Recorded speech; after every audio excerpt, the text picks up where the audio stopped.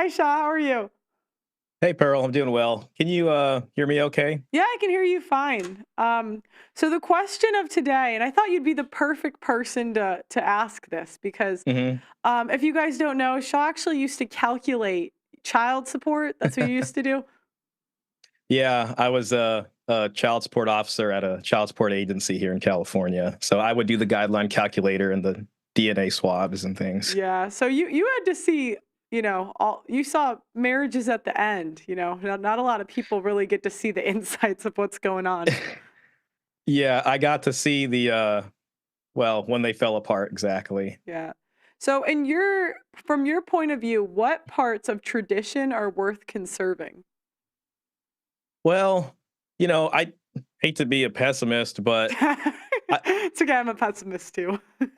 I I it, I think there are obviously a lot of good aspects to conserve. Like I like the idea of people's families being involved in the marriage choice and all these kinds of things because they can help to spot someone who is maybe the woman's father or something can help see some negative aspects in the guys, and maybe the mom or the guy's mom or whoever can see the negative aspects in the woman he's choosing. And to some aspect I think people do this a little bit in terms of just introducing their bride to be or whoever to their families. But I also, when I look at the laws here, it's hard because behaving traditional gets kind of undone by the laws. And I've seen arranged marriages go through the child support system too. So, even though the family pressure is there to keep them working, once they get here, a lot of whatever holds them together can fall apart.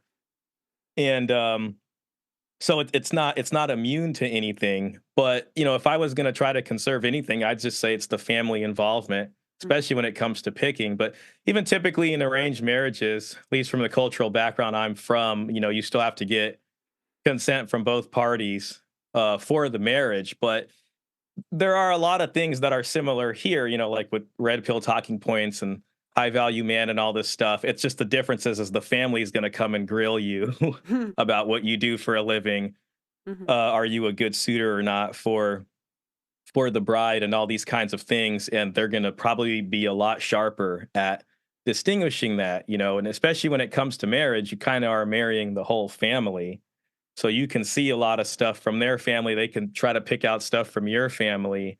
And I think that gives a clearer picture and Mhm. there's more social pressure there. But my opinion has always been just, living in the US, the way our culture views freedom, especially nowadays, I think is kind of incompatible with a lot of Mhm. traditional living. And I know that sounds crazy, but I kind of have this opinion that freedom used to be freedom from, taxation without representation, freedom from having soldiers quartered in your home and stuff like that. But nowadays, it's more about freedom to do Mhm. whatever you want, it Mhm. seems like.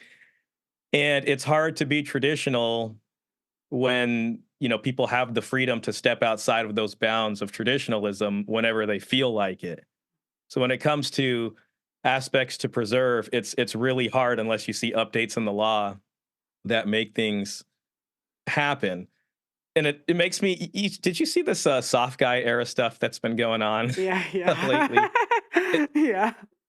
it's really funny, and it's I kind of view it as men kind of transacting conditional masculinity where women have been conditionally feminine. Mhm. And I just kind of see us moving the train along to, unfortunately, something that is away from traditionalism as far as the way our culture is now, because of the way that we value freedom in these Mhm. things.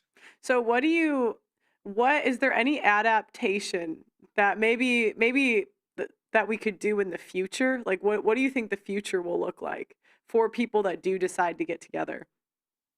Well, I think the kind of provider thing will go away. Like, women say they want men to protect and provide.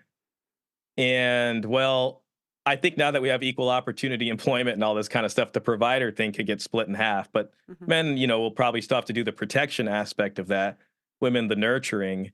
But when it comes to being a provider, especially with the way the laws are, I mean, I would not want to sign on the dotted line unless she has a similar monthly income to mine. And Mhm. in fact, I think maybe an aspect of traditionalism we can preserve is people marrying within class. You know what I mean? Oh, And it's just like yeah. if you're doing very well, maybe think about marrying someone that also has wealth if you're going to actually sign for that. But Mm. that has its challenges too, because then it limits the pool of who you can and cannot marry. But going forward, I think, what we're seeing now is less people actually getting officially married. I can tell you from child support, if you go to the Federal Office of Child Support Enforcement's website, that's the ones who report to the presidential administration. They synthesize a lot of data, and their most recent report will look at cases. And what they see is that a lot more people, especially in the millennial generation and going forward, have never been married before. So it used to be a lot of people end up in the child support office were married, but then they got divorced or whatever, and it slowly moved to no, they had, they were just never married, Mhm. more so than we've ever seen before. So I think going forward, it's not going back to traditionalism I in that way. I think we're gonna see more female providers actually. Because I was Yeah. thinking about it, I saw something that said there was a a diversity and inclusion intern that made 22 an hour and a fireman made 22 an hour. And I was just thinking like if that was the household and one of them had to go to work and one of them had to stay home, what would be better for the kids?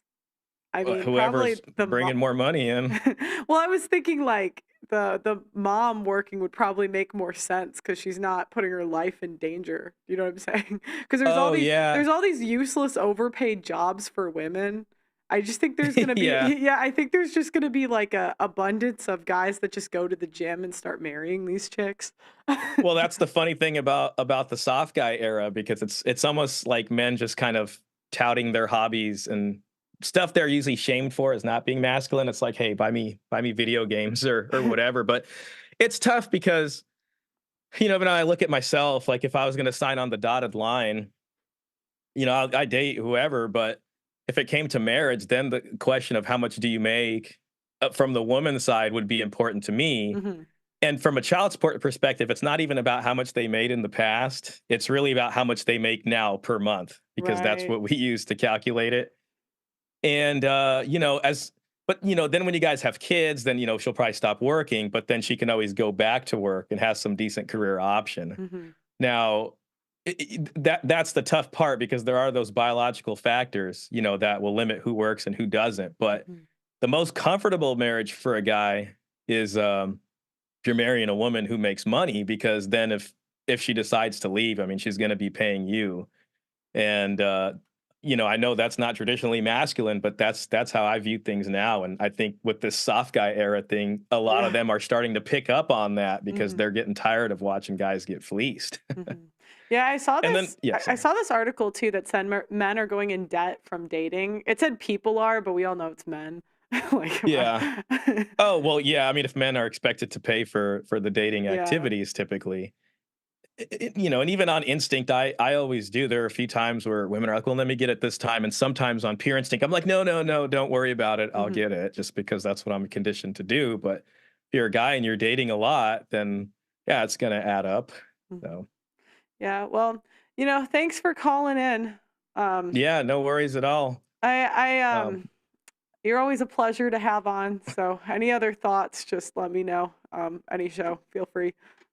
absolutely. Thank you, Pearl. Yeah. Yeah, guys, so the question I really have for conservatives, what part of traditionalism is worth conserving in the current structure?